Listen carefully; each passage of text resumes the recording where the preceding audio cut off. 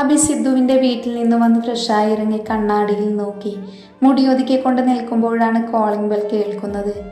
അവനൊന്ന് സംശയിച്ചുകൊണ്ട് ഡോറ് തുറന്നു.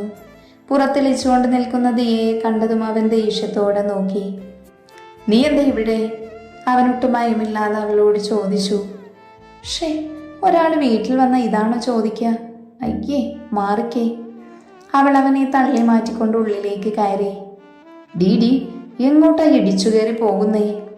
അവൻ അവളുടെ പിന്നാലെ ചെന്നു. അവൾ അവനെ ഒന്ന് നോക്കി ചുണ്ടുകൊട്ടി. തോളിലുള്ള ബാഗ് സോഫയിലിട്ടുകൊണ്ട് അവൾ ചുറ്റും കണ്ണോടിച്ചു. അപ്പൊ വൃത്തിയുള്ള കൂട്ടത്തിലാ, അധികം മെനക്കെടേണ്ടി വരില്ല. അവൾ മെല്ലെ പറഞ്ഞുകൊണ്ട് അവന്റെ റൂമിലേക്ക് നടന്നു. ദിയ, എന്താ നിന്റെ ഉദ്ദേശം? അവൻ അവളുടെ അടുത്തേക്ക് നടന്നുകൊണ്ട് ചോദിച്ചു. എന്തുദ്ദേശം? ദുരുദ്ദേശം തന്നെ. അവളെ അവനെ നോക്കി കൈകൾ മാറിൽ പിണച്ചു വെച്ചുകൊണ്ട് പറഞ്ഞു. ഇതൊന്നും നടക്കില്ല ദിയ, നീ എൻ്റെ പിറകെ വെറുതെ. എന്താ അഭിക്കന്നെ ഇഷ്ടമല്ലേ? അവനെ മുഴുവനാക്കാൻ സമ്മതിപ്പിക്കാതെ അവൾ ഇടയിൽ കയറി. അവൻ അവളെ ഒന്ന് നോക്കി, പിന്നെ തിരിഞ്ഞു നിന്നു. ഇല്ല, എനിക്ക് നിന്നെ ഇഷ്ടമല്ല. അവൻ പറഞ്ഞുകൊണ്ട് കണ്ണുകൾ ഇറുക്കി അടച്ച് മുഷ്ടി ചുരുട്ടി പിടിച്ചു. അവൾ അവൻ്റെ മുന്നിൽ പോയി നിന്നു. പറയ്, എൻ്റെ കണ്ണിലേക്ക് നോക്കി പറയ്, എന്നെ ഇഷ്ടമല്ലെന്ന്. അവളുടെ വാക്കുകൾ നേർത്തു. അവൻ അവളെ ദയയോടെ നോക്കി. ഉള്ളിലെ പ്രണയം അടക്കി പിടിച്ചുകൊണ്ട് അവളുടെ കണ്ണുകളിലേക്ക് നോക്കി. അവളുടെ പിടയുന്ന കൺപോളകൾ കാണെ അവൻ നിസ്സഹായനായി. പിന്നെ കണ്ണുകൾ ശക്തിയിൽ പൂട്ടി തുറന്നുകൊണ്ട് അവളോട് പറഞ്ഞു. ഇല്ല, എനിക്കിഷ്ടമല്ല നിന്നെ. അവൻ്റെ വാക്കുകൾ മൂർച്ചയേറിയിരുന്നു. ദി അവനെ നോക്കി നിറഞ്ഞ കണ്ണുകൾ ശാസനയോടെ അടക്കി പിടിച്ചു. അവനെ നോക്കി ഒന്ന് ചിരിച്ചു, വേദനയോടെയുള്ള ചിരി. അവൻ നോട്ടം ചുമരിലേക്ക് പതിപ്പിച്ചു. അബി, നിനക്കറിയുമോ ഞാൻ നിന്നെ എത്ര ഇഷ്ടപ്പെടുന്നു എന്ന്? എല്ലാവരുടെയും മുന്നിൽ ചിരിച്ചു കളിച്ചു നടക്കുമ്പോഴും നിന്റെ അവഗണന എന്നെ എത്രത്തോളം വേദനിപ്പിക്കുന്നു എന്ന്. എന്നെങ്കിലും നീ എന്നെ മനസ്സിലാക്കുമെന്ന് ഞാൻ വിചാരിച്ചു. അറിയാബി, സ്നേഹം ഒരിക്കലും പിടിച്ചു വാങ്ങാൻ കഴിയില്ലെന്ന്. പക്ഷേ പിടിച്ചു വാങ്ങാൻ തോന്നുന്നു എനിക്ക്. അവൾ ഒഴുകി വന്ന കണ്ണുനീർ തുടച്ചുകൊണ്ട് അവനെ നോക്കി ചിരിച്ചു. എന്നോട് കുറച്ചെങ്കിലും ഒരു സ്നേഹമുണ്ട് നിനക്കെന്ന് തോന്നി. പക്ഷേ വേണ്ട അബി, ഇനി നിനക്ക് ഞാനൊരു ശല്യമുണ്ടാക്കില്ല, ഒരിക്കലും. പക്ഷേ ഈ തല മറ്റാർക്ക് മുന്നിലും കുനിയില്ല. അവൾ അവനെ മറികടന്നുകൊണ്ട് ഇറങ്ങി ഓടി. അവൾ പോയതും ഇത്രയും നേരം പിടിച്ചു വെച്ച കണ്ണുനീര് അവൻ്റെ കവിളിലൂടെ ഒലിച്ചിറങ്ങി. മുടിയിൽ കോർത്തു വലിച്ചുകൊണ്ട് സോഫയിലേക്ക് ഇരുന്നു. അറിയാം ദിയ, നീ എന്നെ എത്രമാത്രം ഇഷ്ടപ്പെടുന്നു എന്ന്. അത്രയും ഞാനും നിന്നെ. പക്ഷെ വേണ്ട, ഒറ്റപ്പെടലിൻ്റെ വേദന അനുഭവിക്കുന്നവനാ ഞാൻ. അതിലേക്ക് നിന്നെ കൂടി കൊണ്ടുവരാൻ ഞാൻ ആഗ്രഹിക്കുന്നില്ല ദിയ. എന്നോട് ക്ഷമിക്കു നീ. അവൻ മുഖം പൊത്തിക്കൊണ്ട് തേങ്ങി. ബെഡിൽ ഒരേ കിടത്തം കിടന്നതുകൊണ്ട് തന്നെ സിദ്ധുവിന് വല്ലാത്ത മുഷിപ്പ് തോന്നിയിരുന്നു. കൈക്കും ദേഹത്തും നന്നായി വേദന തോന്നി. അവൻ ബെഡിൽ പിടിച്ചുകൊണ്ട് പതിയെ എഴുന്നേറ്റു. പെട്ടെന്നുള്ള വേദന പിടുത്തം വിട്ട് വീഴാൻ പോയി അവനെ പാറു ഓടി വന്ന് പിടിച്ചു. അവനെ ശ്രദ്ധയോടെ ബെഡിൽ തന്നെ ഇരുത്തിച്ചു. എന്തിനെ എഴുന്നേൽക്കാൻ നോക്കി? എന്നെ വിളിച്ചാ പോരായിരുന്നോ? അവൾ നേർത്ത സ്വരത്തോടെ പറഞ്ഞു. അവൻ അവളെ തന്നെ നോക്കി നിന്നു. താൻ എത്രയോ വിഷമിപ്പിച്ചിട്ടും ഒരിക്കൽ പോലും തന്നോടൊന്ന് ദേഷ്യത്തോടെ നോക്കുക പോലും ചെയ്യാത്തവൾ ശരിക്കും ഒരു അത്ഭുതമാണ്. അവൻ അവളെ പിടിച്ച് അവനരികിൽ ഇരുത്തിച്ചു. നിനക്കെന്നോട് ദേഷ്യം തോന്നുന്നില്ലേ പാറു? അവൻ ആർദ്രമായി അവളോട് ചോദിച്ചു. അതിനവളൊന്ന് ചിരിച്ചു. അവൻ്റെ കൈയെടുത്ത് അവളുടെ താലിയിൽ പിടിപ്പിച്ചു. ഇതിന് ഞാൻ എൻ്റെ ജീവൻ്റെ വില കൊടുക്കുന്നുണ്ട്. അവൾ അവൻ്റെ കണ്ണിലേക്ക് ഉറ്റുനോക്കിക്കൊണ്ട് പറഞ്ഞു. അതിലുണ്ടായിരുന്നു അവനുള്ള എല്ലാ മറുപടിയും. അവൻ അവളെ നെഞ്ചോട് ചേർത്ത് പിടിച്ചു. ഇനിയും നിന്നെ കണ്ടില്ലെന്ന് നടിക്കാൻ എനിക്ക് കഴിയില്ല പാറു. ജീവിതത്തിൽ ഇനിയൊരു പെണ്ണില്ല എന്ന് വിചാരിച്ചതായിരുന്നു ഞാൻ. എല്ലാ പെൺകുട്ടികളെയും ഒരുപോലെ കണ്ടു. അനുഭവം അങ്ങനെ ചെയ്യിപ്പിച്ചു. ഇനിയില്ല. നീ സ്നേഹിക്കുന്നത് പോലെ എനിക്കും നിന്നെ സ്നേഹിക്കണം, ഒരുമിച്ച് ജീവിക്കണം. അവൻ അവളുടെ നെറുകയിൽ ചുംബിച്ചു. അവൾ കണ്ണുകൾ നിറച്ചുകൊണ്ട് അവനെ ഒന്നുകൂടെ ഇറുക്കെ പിടിച്ചു. അവൻ്റെ ഓർമ്മ കുറച്ച് പിന്നിലേക്ക് പോയി. ഓഫീസിൽ ഇരുന്നപ്പോഴാണ് പാറുവിൻ്റെ ഡയറി കാറിലിരിക്കുന്നത് ഓർമ്മ വന്നത്. പൊടുന്നനെ കാറിനടുത്തേക്ക് ഓടി. ആ ഡയറി എടുക്കുമ്പോൾ ഹൃദയം വല്ലാതെ പിളഞ്ഞിരുന്നു. ഓഫീസിലിരുന്ന് ഡയറിയുടെ ഓരോ ഇതളുകളും മറിക്കുമ്പോൾ അവൻ്റെ കണ്ണുകൾ നിറഞ്ഞു തുളുമ്പിയിരുന്നു. അവളുടെ പ്രണയം അത് താനാണെന്നറിഞ്ഞ നിമിഷം അവൻ്റെ ഹൃദയം അലമുറയിടുകയായിരുന്നു അവളെ ഒരു നോക്ക് കാണാൻ. വേഗത്തിലിടിക്കുന്ന ഹൃദയമിടിപ്പോടെ അവളെ കാണാൻ ധൃതിയിൽ ഇറങ്ങിയതാണ്. അപ്പോഴാണ് എതിരെ വന്ന കാറുമായി. എന്താ ആലോചിക്കുന്നേ? പെട്ടെന്നാണ് അവളുടെ ശബ്ദം. അവൾ അവനെ തല ഉയർത്തി നോക്കി. അവൻ അവളുടെ മുഖം കൈകുമ്പിളിലെടുത്തു. എങ്ങനെയാ പാറു എന്നെ ഇങ്ങനെ സ്നേഹിക്കുന്നേ നീ? ഞാൻ ഒരിക്കൽ പോലും നിന്നെ കാണാതെ പോയല്ലോ. അവൻ അവളുടെ നെറ്റിയിൽ ചുണ്ടമർത്തി. അവളെ ഞെട്ടിക്കൊണ്ട് അവനെ ഒന്ന് നോക്കി. അവൻ ബെഡിനടുത്തുള്ള ടേബിളിൽ നിന്നും അവളുടെ ഡയറി എടുത്ത് അവളുടെ കൈകളിലേക്ക് വെച്ചു. അവൾ കണ്ണുകൾ വിടർത്തി അവനെ നോക്കി. ഞാൻ വായിച്ചു. അവൻ അവളുടെ കണ്ണുകളിലേക്ക് നോക്കിക്കൊണ്ട് പറഞ്ഞു. അവൾ ഡയറി നെഞ്ചിലേക്ക് ചേർത്ത് പിടിച്ചുകൊണ്ട് അവൻ്റെ മേലേക്ക് ചാഞ്ഞു. ഞാൻ പ്രതീക്ഷിച്ചിരുന്നു എന്നെങ്കിലും ദാ ഇവിടെ ഇങ്ങനെ കിടക്കുമെന്ന്. അവൾ അവൻ്റെ നെഞ്ചിൽ മുഖവുരസിക്കൊണ്ട് പറഞ്ഞു. അവൻ ചിരിച്ചുകൊണ്ട് അവളെ പൊതിഞ്ഞു പിടിച്ചു. ഒരിക്കലും ഇനി ആർക്കും വിട്ടുകൊടുക്കില്ല എന്ന പോലെ. ദിവസങ്ങൾ അങ്ങനെ കടന്നുപോയി. സിദ്ധുവിൻ്റെ ബാൻഡേജ് എല്ലാം അഴിച്ചു മാറ്റി. എന്നാലും ഓഫീസിലേക്ക് പാറു അവനെ വിട്ടിരുന്നില്ല. ഇത്ര ദിവസം അറിയുകയായിരുന്നു അവനും അവളുടെ സ്നേഹവും കരുതലും. ഒരു മടിയും കൂടാതെ അവൻ്റെ എല്ലാ കാര്യങ്ങളും അവൾ ഒരു പ്രത്യേക ഇഷ്ടത്തോടെ ചെയ്തിരുന്നു. സിദ്ധുവേട്ടാ, മരുന്ന് കഴിച്ചോ? ബെഡിൽ നിന്ന് ഫോണിലേക്ക് നോക്കിയിരുന്ന അവൻ്റെ അടുത്തേക്ക് സായത്തലപ്പ് കൊണ്ട് മുഖം തുടച്ച് അവൾ വന്ന് ചോദിച്ചു. അവൻ അവളെ തല ഉയർത്തി നോക്കി. മുഖത്തും കഴുത്തിലുമെല്ലാം വിയർപ്പ് പൊടിഞ്ഞിരിക്കുന്നു. അവൻ തല ചലിപ്പിച്ചുകൊണ്ടില്ലെന്ന് കാണിച്ചു. അവൾ അവനെ ഒന്ന് കൂർപ്പിച്ചു നോക്കി. എന്താ ഏട്ടാ, ബാൻഡേജ് അഴിച്ചെന്ന് വിചാരിച്ച് മരുന്ന് കഴിക്കാതിരിക്കുവാണോ? ഉള്ളിലൊന്നും വേദന വിട്ട് മാറിയിട്ടുണ്ടാവില്ല. മരുന്ന് അവൻ്റെ കയ്യിലേക്ക് വെച്ചുകൊണ്ട് അവൾ പറഞ്ഞുകൊണ്ടേയിരുന്നു. അവൻ അവളെ നോക്കി ചിരിച്ചുകൊണ്ട് മരുന്ന് കഴിച്ചു. തിരിഞ്ഞു പോകാൻ നിന്നവളെ അവൻ പിടിച്ചു നിർത്തി. അവൾ സംശയത്തോടെ അവനെ തിരിഞ്ഞു നോക്കി. അവളുടെ കൈകളിൽ വലിച്ചുകൊണ്ട് അവളെ ബെഡിലേക്ക് തള്ളിയിട്ടു. അവൻ അവളുടെ മുകളിൽ കൈകുത്തി നിന്നു.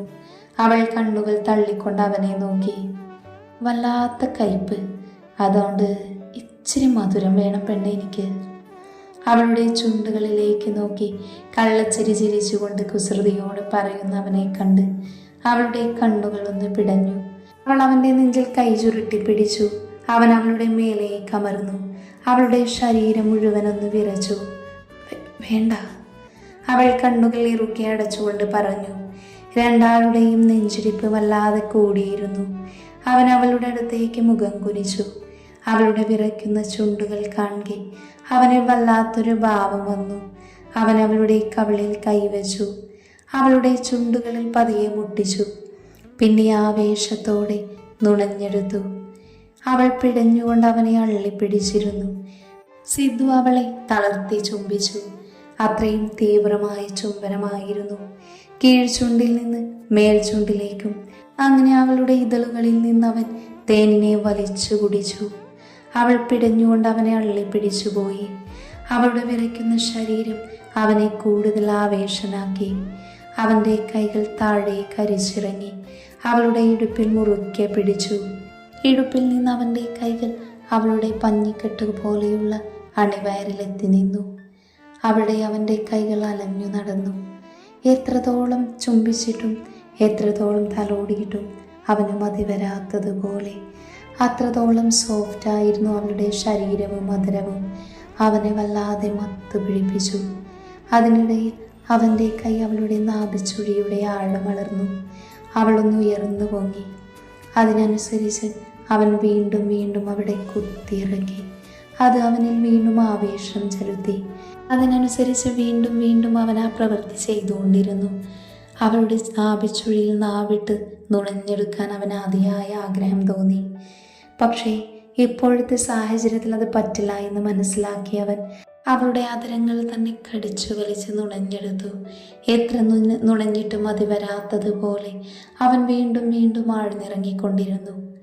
അതിനനുസരിച്ച് അവൾ പിടഞ്ഞുപോയി. രണ്ടുപേരുടെയും ശരീരം വിയർത്ത് കുളിച്ചു. അവനിൽ മറ്റെന്തോ വികാരം ഉടലെടുത്തു. ഏറെ നേരത്തിനു ശേഷം ഇഷ്ടമില്ലാതെ അവൻ അവളുടെ ചുണ്ടുകളിൽ നിന്ന് വേർപെട്ടു. ആദ്യ ചുംബനത്തിൻ്റെ ആലസ്യത്തിൽ അവൾ തളർന്നുകൊണ്ട് അവൻ്റെ നെഞ്ചിലേക്ക് കിതച്ചുകൊണ്ട് ചാഞ്ഞു. അവൻ അവളെ ഒന്ന് നോക്കിപ്പോയി. ചുവന്ന് തുടുത്ത ചുണ്ടുകളും പരന്ന കൺമശയും അഴിഞ്ഞുലഞ്ഞ സാരിയും കാണെ അവൻ്റെ നിയന്ത്രണം പോകുന്നത് അവൻ അറിഞ്ഞു. വീണ്ടും അവളുടെ അടുത്തേക്ക് ചാഞ്ഞതും വാതിൽ മുട്ടുകേട്ടും രണ്ടുപേരും അങ്ങോട്ടും ഇങ്ങോട്ടും നോക്കി. പാറുമോളെ, ഒന്ന് താഴേക്ക് വരണേ. പുറത്തു നിന്നും അമ്മയുടെ ശബ്ദം കേട്ടതും അവൾ പിടഞ്ഞെഴുന്നേറ്റു. എന്തുകൊണ്ടോ അവൾക്ക് അവനെ തല ഉയർത്തി നോക്കാൻ കഴിഞ്ഞില്ല. അവൻ ചിരിച്ചുകൊണ്ട് അവളുടെ അടുത്തേക്ക് വന്നു. അവളുടെ ചുണ്ടുകൾ പതിയെ തുടച്ചു കൊടുത്തു. പരന്ന കൺമഷി തുടച്ചു നീക്കി മാറിക്കിടന്ന് സാരി നേരെയാക്കി അവളെ ഒന്ന് നോക്കി. ഇപ്പൊ നല്ല മധുരമുണ്ട്. ഇനി മരുന്ന് തരുമ്പോൾ ഇതുപോലെ കൂടി വേണം കേട്ടല്ലോ. അപ്പോഴേ എനിക്ക് മധുരം ലഭിക്കൂ. എന്തൊരു മധുരമാണ് പെണ്ണെ നിന്റെ ഈ അധരങ്ങൾക്ക്. അതുപോലെ എന്തൊരു സോഫ്റ്റാണടി നിന്റെ ഈ അണിവയറുകൾക്ക്. അവൻ കുസൃതി ചിരിയോടെ പറഞ്ഞു. അവളുടെ കവിളുകൾ ചുവന്നു തുടുത്തു. അവൾ നാണം കൊണ്ട് തല താഴ്ത്തി അവനെ തള്ളി മാറ്റി ഓടുമ്പോൾ അവൾക്ക് അവൻ്റെ മണമായിരുന്നു. അത്രത്തോളം അവളുടെ ശരീരം അവനിൽ അലിഞ്ഞു ചേർന്നിരുന്നു. സിദ്ധു ഇല്ലാത്തത് കൊണ്ട് തന്നെ ഓഫീസിലെ എല്ലാ കാര്യങ്ങളും അഭിയായിരുന്നു നോക്കിയിരുന്നത്. എന്നാൽ ഈ ദിവസങ്ങളിലൊന്നും തന്നെ ദിയ അവൻ്റെ മുന്നിലേക്ക് വന്നില്ല. അവനുമായുള്ള കണ്ടുമുട്ടലിൽ നിന്നും അവൾ മനഃപൂർവ്വം ഒഴിഞ്ഞു മാറി.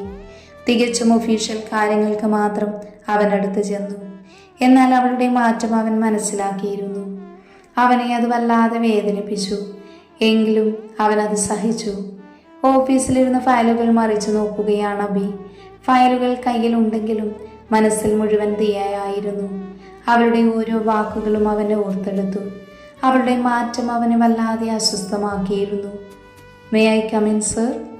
ഡോറിൽ തട്ടിക്കൊണ്ട് നിൽക്കുന്ന ദിയയെ കണ്ടതും അവൻ്റെ കണ്ണുകൾ തിളങ്ങി. യാ കമിൻ, അവൻ പറഞ്ഞതും അവൾ അകത്തേക്ക് കടന്നു. സർ, ഈ ഫയൽ സൈൻ ചെയ്യാൻ മറന്നിരുന്നു. അവൾ അവനടുത്തേക്ക് ഫയൽ നീട്ടിക്കൊണ്ട് പറഞ്ഞു. അവൻ അവളെ ഒന്ന് നോക്കി. പണ്ട് തന്നോട് സംസാരിക്കുമ്പോൾ മാത്രം തിളങ്ങുന്ന ആ കുസൃതി കണ്ണുകൾ ഇന്ന് ജീവനില്ലാത്തതുപോലെ തോന്നി അവന്. അവൾ അവൻ്റെ മുഖത്തേക്ക് പോലും നോക്കുന്നില്ല എന്ന് കണ്ടതും അവൻ്റെ മനസ്സ് വിങ്ങി. സർ, അവൾ ഒന്നുകൂടെ അവനെ വിളിച്ചു. അവൻ ഞെട്ടിക്കൊണ്ട് അവളെ ഒന്ന് നോക്കി. പിന്നെ സൈൻ ചെയ്ത് ഫയൽ തിരികെ ഏൽപ്പിച്ചു. അവൾ അത് വാങ്ങിക്കൊണ്ട് നടന്നു. നിറഞ്ഞ കണ്ണുകൾ അവൻ കാണാതെ തുടച്ചുകൊണ്ട് വാതിൽ തുറന്ന് പുറത്തേക്ക് പോയി. അവൾ പോയതും അവൻ ചെയറിലേക്ക് ചാഞ്ഞിരുന്ന് കണ്ണുകൾ അടച്ചു. മനസ്സിന് വല്ലാതെ അസ്വസ്ഥത തോന്നിയതിനാൽ അവൻ നേരെ സിദ്ധുവിൻ്റെ വീട്ടിലേക്ക് പോയി. എന്താണ് മാൻ, കാണാനില്ലല്ലോ? അജുവിൻ്റെ സംസാരത്തിൽ അവനൊരു മങ്ങിയ ചിരി ചിരിച്ചു. എന്തു പറ്റി മോനെ? സുഭദ്ര അവൻ്റെ തലയിൽ വാത്സല്യത്തോടെ തലോടി. അവൻ അവരെ ചുറ്റിപ്പിടിച്ചു നിന്നു. ഇത് കണ്ടുകൊണ്ടാണ് സിദ്ധു മുകളിൽ നിന്ന് വരുന്നത്.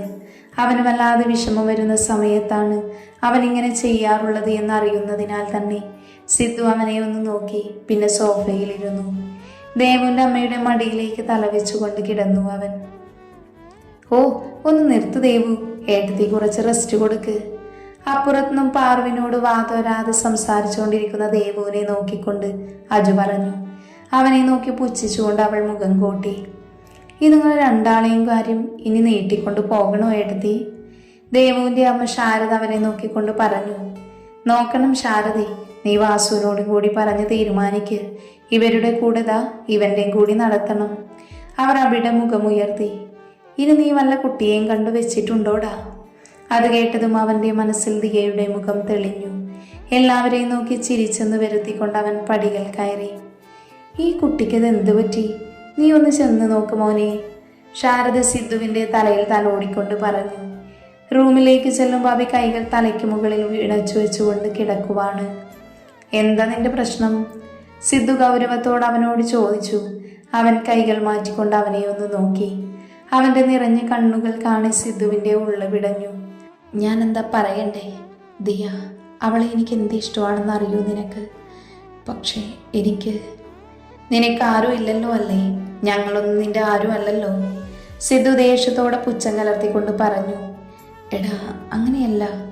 ഓരോ പെൺകുട്ടികളെയും വിവാഹം കഴിക്കുമ്പോഴും എല്ലാ അച്ഛനമ്മമാർക്കും ഉണ്ടാകില്ലടാ ഓരോ ആഗ്രഹങ്ങൾ. ഇങ്ങനെ ആരും ഇല്ലാത്തവന് ആരാടാ പെണ്ണ് കൊടുക്കുക? അവൻ നിറഞ്ഞ കണ്ണുകൾ തുടച്ചുകൊണ്ട് പറഞ്ഞു. എടാ, ദിയക്കെല്ലാം അറിയാം. അവൾ നിന്നെയാണ് ഇഷ്ടപ്പെട്ടത്. വേറെയൊന്നും അവൾ ആഗ്രഹിച്ചിട്ട് പോലും ഉണ്ടാവില്ല. സിദ്ധു അവൻ്റെ തോളിൽ കൈവച്ച് അവനെ തിരിച്ചു നിർത്തി. അതെനിക്കറിയാടാ. പക്ഷെ അവളുടെ അച്ഛനും അമ്മയും ഇല്ല, ഇതൊന്നും അവർ സമ്മതിക്കില്ലടാ. അതാ ഞാൻ അവളെ. അവൻ കണ്ണുകൾ ഇറുക്കി അടച്ചു. സിദ്ധു അവനെ ദയനീയതയോടെ നോക്കി നിന്നു.